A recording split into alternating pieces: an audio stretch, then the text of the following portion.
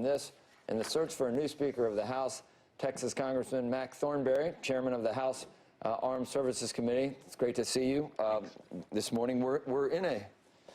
I look at the period that we're in right now, and I think it's to some extent, the experience we had with Iraq, obviously, so that we're now almost hesitant about boots on the ground anywhere. And we know that they're not all uses of ground troops are equal. And I think to be really reticent puts us in a position that compromises us in terms of what our enemies think that we're going to be able to do. Do you get that feeling that that's where we are right now? Yeah, no, I think there's no doubt about that. But it's not all the president's fault. It's the American public. And maybe it's George Bush. They're fatigued for another 5, 10, 15-year situation where our guys are coming back, with no arms and dead and worse. It's hard. It is a difficult situation. Yeah, I'd say two things. One is we've gotten testimony all year that the United States has probably never faced as many complex national security threats all at one time as we face now. Secondly, I think you're right. There is a lot of concern around the world that the United States is not going to take aggressive action. And anytime you rule out options, you simplify the calculations of the enemy. And then the rest of the story is the president has even talked openly about stepping back from our leadership role in the world. Right. So as we step back, others step in. And that's what you're seeing with Putin in Syria. You see that with the Chinese building islands off the South Pacific. You see that with cyber attacks. You see that with Iran just a couple of days ago launching a missile that most likely violated the UN agreement after the nuclear deal. So you see these folks who have an opportunity to step up.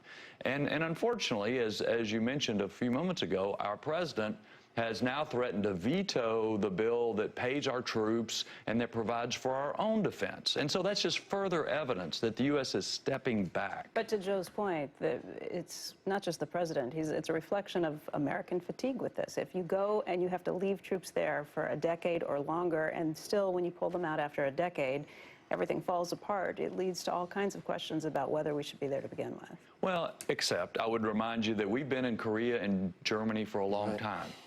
And we've made a huge difference. Korea and Germany aren't getting blown up. No, that's true. But my point is, you got to be there for a while to help these countries get back on their feet, to develop their militaries so they can help provide for their own security.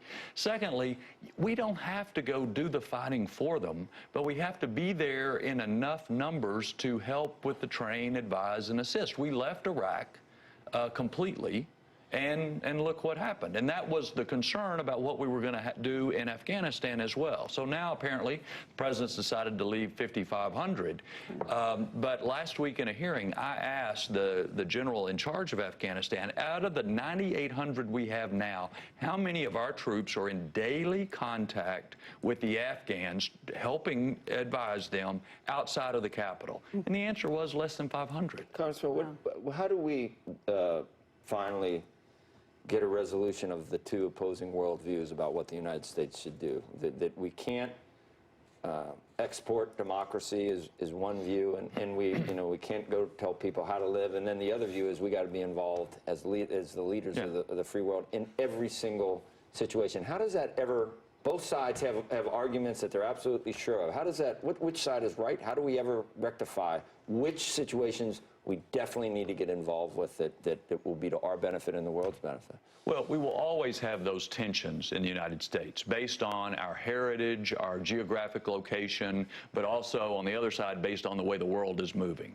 I think a lot of the key to the issues y'all are bringing up are leadership. We have to have a leader who makes those judgment calls, but also explains makes those judgment calls for the American people, or should the American people? No, to lead the American people in making. Right. Now, sometimes you got to do. Make a hard call and then explain to the people why you're doing it. But I think most people in the country do not fully appreciate the extent to which our economy and our quality of life is dependent upon our leadership role in the world. And as we retreat in the world, then others fill that void, but it affects us here at home economically as well as security. I like that tie. You're from Texas, too. GOP guy from Texas. Nice tie. Thank you. And thank you. Well, we actually have ties in Texas. Nice. A lot of purple around today. So we all have a lot of spirit. Anyway, thank you, Congressman Thornberry. Thanks for having me. Okay.